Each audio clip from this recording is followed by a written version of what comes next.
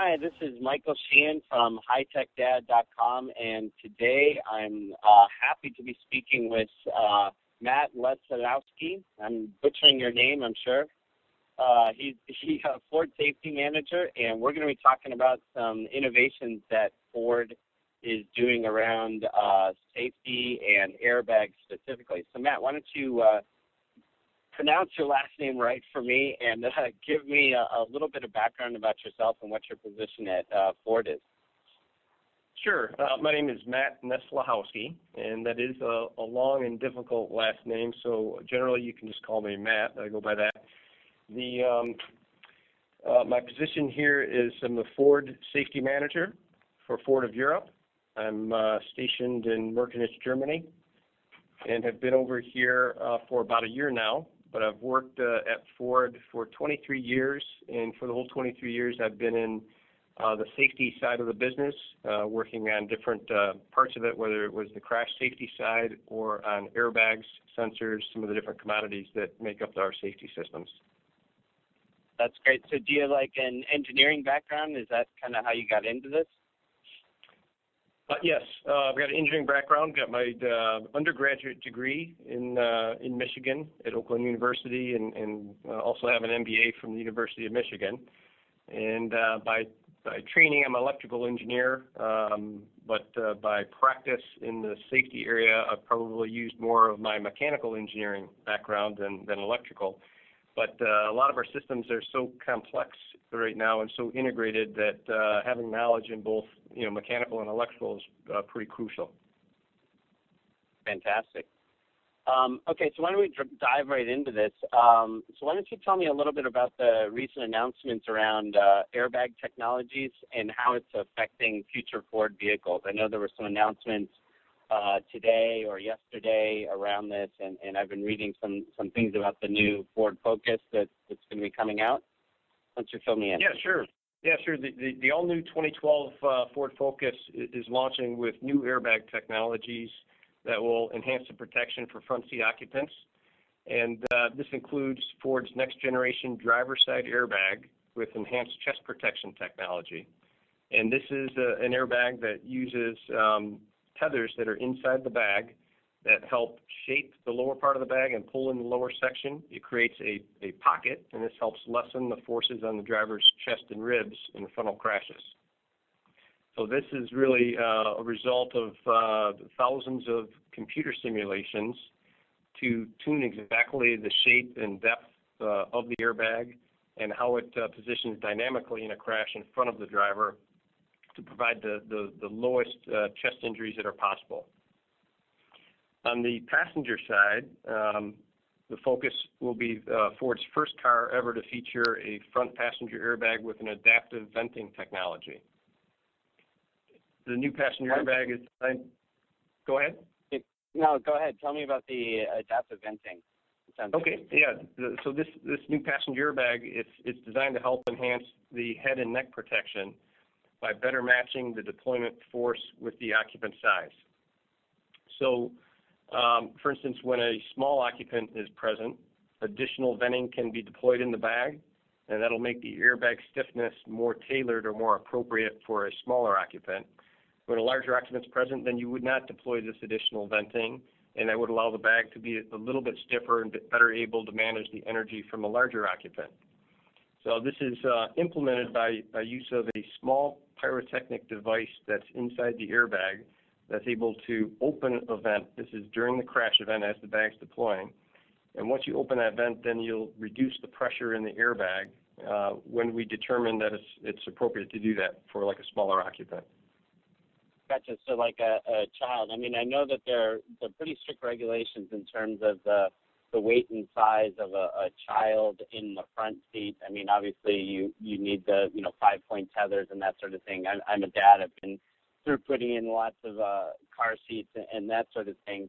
Do you think that this is going to be a change in how the government possibly regulates whether smaller kids can be in the front seat? Because I knew in the past that having an airbag and having like a baby seat or something like that is not recommended. In fact, I believe it's illegal. So do you see this as being a possible change or something that could move us towards a change of this type? No, I don't. Actually, the current systems that we have will automatically deactivate if a child is present. So if you have a small child in the front passenger seat, we have a weight classification system that will determine that and turn off the airbag completely. Now, of course, we recommend children always be put in the back seat, properly buckled, or in child seats as appropriate. But if they happen to be in the front seat, the automatic deactivation system will turn off the bag. The new technology that I just described here in the passenger airbag with this adaptive venting is really for larger than small children, but adults, small adults, or larger children that an airbag deployment would be appropriate for. And so in that case, then we can specifically tailor it so that the pressure in the bag better matches their mass and their energy that they have during a crash event, so that will help optimize the protection, in particular to their head and neck. Great. That's really interesting. So my next question is, it seems like Ford has, for over 50 years, been really innovating in airbag safety. So why is there such a drive towards this, no pun intended, to be a leader in this space? Well, I think there's a couple of things there, and I've really had the opportunity to see a lot of it, being on this side of the business for the last 23 years, and I've seen great advancements in the technology that we apply in airbags and seatbelts, and in the vehicle structures as well. And so I think, why is there such a drive for Ford to do this? A couple of reasons that come to mind. One is our customers demand it. And one of the things that also I feel is Ford, even though it's a huge company, a global company all around the world, it is still somewhat of a family company. We still have the influence of the Ford family in it. And being a sort of a family company, we put a high importance on safety in families. And so I think it's only natural then that we have quite an interest to drive safety, to build the safest products that we can. And I think we've got really a large group of very talented and dedicated safety engineers around the world that are working every day to do nothing but improve the safety of our products. And we're able to do that because of the commitment from the highest levels in the company all the way up to the top. They've made it a priority that we provide safety for our customers. And, of course, all of us who are in this business say, well, not only is it for our external customers, we're customers as well. We all drive Ford products, and we want to provide safety for our family and friends and ourselves as much as anything as well. So I think all these things together have led Ford to take a leadership position in safety and to always strive. We go beyond the regulations, beyond any external rating agencies, and provide safety the best way that we can. Right. Yeah, and there's an interesting graphic that I have that shows sort of the innovations all the way back from 1957, and I'll be sure to post that on my blog post about this. Yep, and a lot more to come in the future, too. Super. We don't plan on letting up. Yeah, that's important. So many people seem to take airbags for granted in new cars. So do you think it's important to shop around for an airbag solution? Are there really differences between how different manufacturers are implementing it, and what should people really be looking for? Well, I think the reality is most people don't just look at the airbag or look at the airbag technology and make their purchase decision. They really look at a vehicle to serve all their needs. So they're looking for the great fuel economy, they're looking for quality, they're looking for smart features that we provide, but they are definitely looking for safety. Safety is important, and our customers keep telling us that, and so that's why we try to deliver it. So generally, though, we won't shop airbags. There are some differences. We just announced and went through some of the new technologies that we're introducing. These are all features that help to make the airbags and Ford products as safe as we can possibly make them. So I think other people and other OEMs, of course, are also doing the same things. We believe that Ford, we're really on the cutting edge, and we're pushing the envelope, and we're providing the safest possible product. Gotcha. So that kind of leads into my next question. Do you think that well, I'm kind of lobbing you a softball here. Do you think that car manufacturers should follow your lead, or are they innovating on their own? Are there trends that you see happening in the space in general that you think that all manufacturers should be looking at and adopting? Well, I would say in general that all car manufacturers have improved safety greatly over the years. Part of that driven by, some regulations in public domains and higher customer awareness. Everybody is, interested in safety and the safety ratings. So I think overall the whole industry is building much safer cars than ever before. But in terms of our others, should they follow exactly what we have, we feel that the path that we are taking is the best path.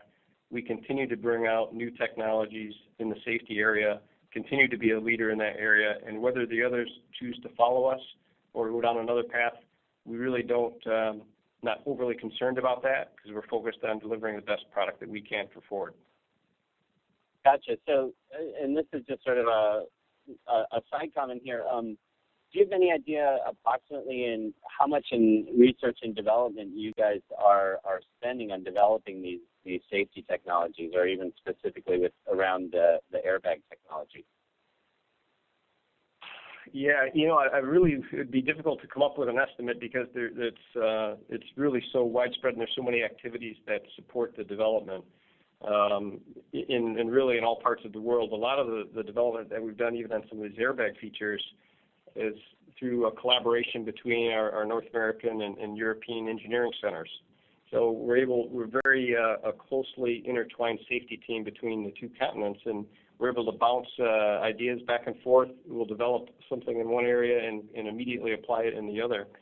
So I think that's one of the advantages we have at Ford is being really, what Alan Mulally always talks about is one Ford, one team. And probably one of the best examples in Ford of that is our safety team. And I think I'm a good example of that, actually, having worked in North America and Dearborn for so many years, and now having the opportunity to come over here and lead the safety team in Europe. And we also have other engineers that we put on cross assignments. We're able to leverage this global strength of ours and deliver the best in safety for everybody. Interesting. So are there differences between safety requirements in Europe versus the United States? Is the U.S. a little bit more strict, or is it, just sort of the same playing field? Well, no, there's unique regulations in safety, and this does drive some differences in the designs and of the safety and restraint systems in particular. The U.S. is the only market in the world that requires us to run specific testing validating against unbelted dummies in the vehicle. So everywhere else in the world believes in running those tests only with belted occupants because in most cases it's the law that you have to be seat belted. And so in a lot of areas the belt usage rate has become quite high, even in the U.S. now. Some of the states have 90% or higher belt usage rates. But the regulation still requires us to design for unbelted occupants, and that forces unique designs in the restraints and airbag systems. Right. Then on the other hand, some of the European regulations, of course, are different as well. There's a much more emphasis on pedestrian protection, and part of that's due to the little bit higher densities in cities and more pedestrians. Most cities in the U.S. do not have quite the pedestrian population. So I think pedestrian emphasis is higher here, and there's public domain testing done to rate the pedestrian protection that we build into our vehicles. Yeah, that's interesting. And also, I've lived in Europe a few years myself, and I noticed that a lot of the cars tend to be a lot smaller. So I think that that would affect dramatically, how a car is manufactured in terms of safety, because everyone sort of has the thought that the smaller the car, the less safe it is, and to some extent that's true. But obviously, with some of these innovations that you're talking about, and I guess the 2012 Ford Focus is considered a compact car. Is that correct? Yes, it is. It's actually what we call the C-Class. So it's a compact vehicle. The Focus here, I would say, it is perceived a bit differently. In Europe, it's not.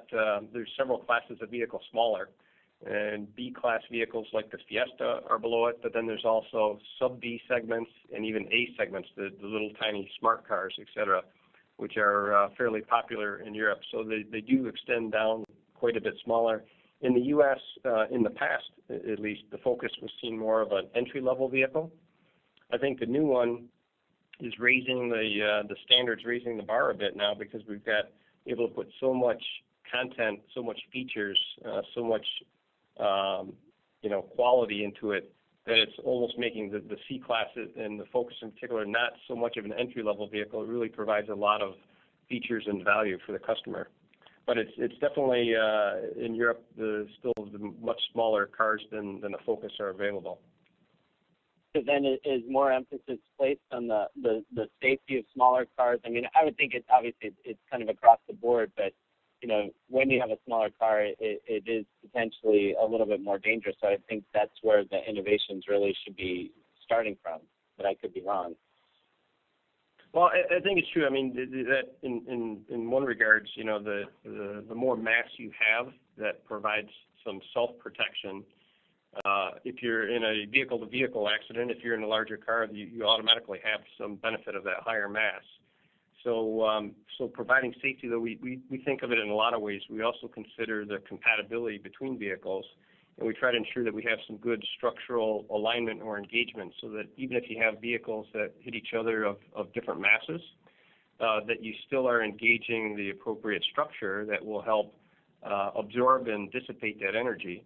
And in particular on the Focus, we've introduced a number of new structural designs, or actually structural designs we've carried over from some other vehicles, to help manage that energy, help give us the compatibility that you need if you do strike larger vehicles, but also provide great integrity to the occupant compartment.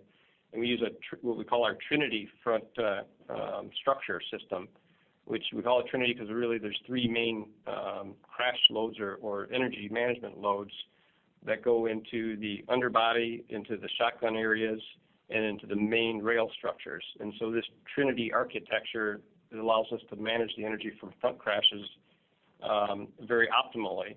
And then on the side impact, we employ architecture there that we call our space technology. And that, again, manages the energy, keeping it out of the passenger compartment, limiting the intrusion, and channeling it along the main structural members that we would put into the floor pan, the B-pillar, and along the roof rail. Great. So one last question here, and I'm going to kind of hopefully dial back on the tech because I probably have some, lots of parents listening. So I'm a dad of three younger girls. And, for me, their safety is critical. And I'm actually currently looking to buy a new car. And I just sort of am assuming now that a lot of cars, regardless of their make, have the latest technology. But so if you were talking to a parent, what type of technology and what should I be looking for in terms of safety and features that will protect my family when we're on the road? Well, of course, I'm a bit biased, but I would encourage them to look at the Ford products. And if you do look at the Ford products or Lincoln products, across the range, whether it's an entry-level car, whether it's the new Fiesta, the Focus, or all the way up to our Lincolns, all of them will provide the latest technology. They'll provide great protection for you should you need it. And they'll also provide features that will help you avoid accidents in the first place. For instance, like our Sync system or MyTouch. Both those systems are designed to help reduce driver distraction, let you operate things through voice commands, allows you to keep your eyes on the road, your hands on the wheel, keep your vehicle under control, as well as the stability control systems that we have. These sort of things are the first line of defense. If you can avoid the accident in the first place, that's the best thing. But if you are in an accident, you'll find across the whole range of Ford products will provide great protection for you and your family. Yeah, no, that's a great point. Sort of preparing before the crash. I've seen lots of really interesting innovations just across the space in that, and I think you're dead on right there. Well, great. So, Matt, anything else you want to close with here? Well, maybe just recap that the new 2012 Ford Focus, is equipped with Ford's most advanced airbag system that we've ever equipped a car with. And we continue, I think this is going to continue the Ford legacy. You kind of pointed out that we're always continuously striving and driving for improved safety and safety innovations. And I think the new Ford Focus continues that dedication to provide a high level of safety for everybody in all vehicle segments. Great. Well, thank you, Matt, for your time, and I really learned a lot on this chat that we just had. Great. Well, thank you. All right, so this is Michael Sheehan from hightechdad.com. You can read more about some of these innovations coming out from Ford on my blog, and that's at www.hightechdad.com. And I look forward to working more with Ford in the future. Great. Me too. Thanks, Michael.